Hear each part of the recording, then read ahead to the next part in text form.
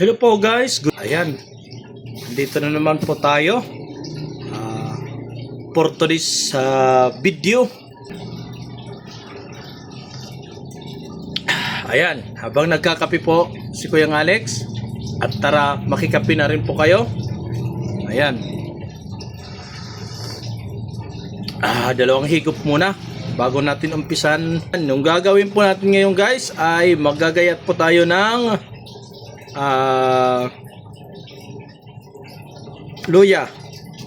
Ayan.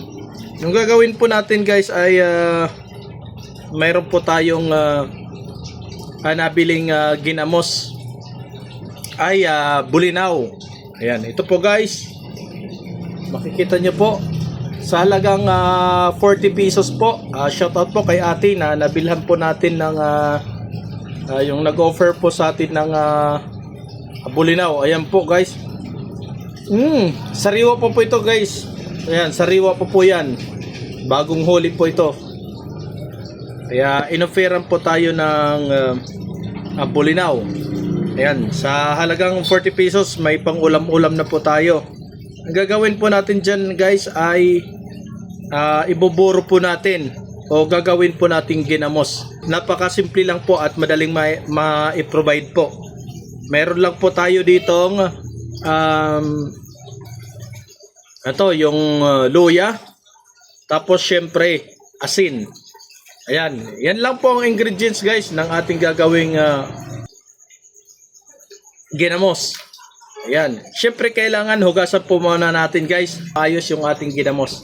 Ayan, so malapit lang po kayo sa dagat, pwede po dagat po ang panghugas rito guys. Ayan, pero si Kuyang Alex dahil may pupuntahan pa po at pupunta pa po tayo ng bukid, ito na lang po yung ginamit po natin panghugas ay yung tubig tabang lang po.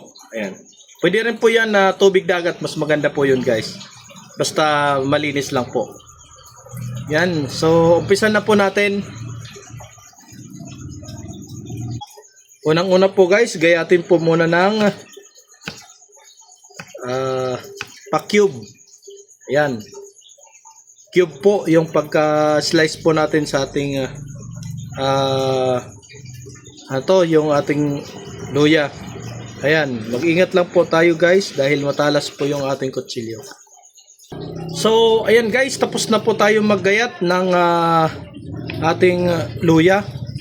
Ginayat po natin ng maliliit na parang cube lang po siya guys. Ayan po, makikita nyo naman po. Ayan, so ngayon susunod po natin ay lagyan na po natin yung ng asin, yung ating yung ating bulinaw. Bulinaw kung tawagin po sa amin guys.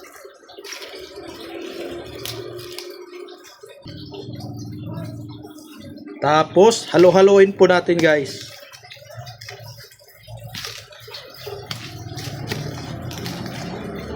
Damihan po natin ng asin. Guys, nahalo-halo na po natin yung ating bulinaw. Ayan. Ang finished product po nito guys, tawag naman po doon dito sa amin ay ginamos. Ayan. Ito po yung pinangpapares po natin sa okra, nilagang okra. Ayan, nilagang talbos ng kamote. Pwede po yan guys. Syempre susunod na po natin guys, tapos na po nating haluin yung ating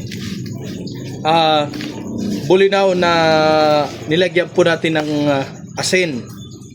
Ayan, dapat maraming asin po guys. Tapos ilagay na po natin, isunod po natin yung ating ginayat po ng cube, yung ating luya. So ayan, yung purpose po nito para may aroma po. Ayan, mabango po siya guys, mabango po kapag may luya. So ayan lang po guys, ganun lang po paano gawin ang ginamos na bulinaw. Ayan, ayan na po. So ang susunod po rito guys ay ilalagay na po natin sa ating hinandang garapon po. Ito po yung garapon po ng kaong. or kaong. Ayan. Siyempre, meron pa po tayong isa, yung garapon po ng Nescafe. Bahala po kayo, basta dapat garapon po ang lalagyan po natin, guys. Ayan, lagay na po natin.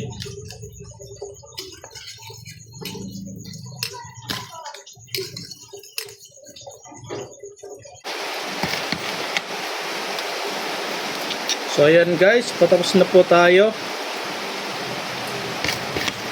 Kasya lang po yung dalawang lalagyan po na kinuha po natin.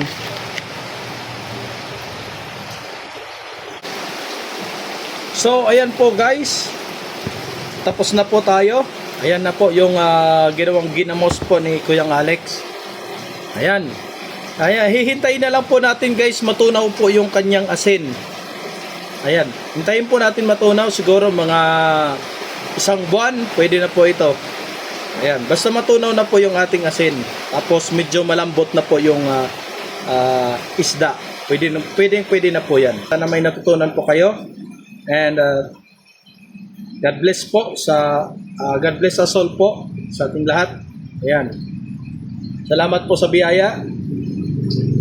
Ayan. Thank you for watching po. Don't forget to like and share.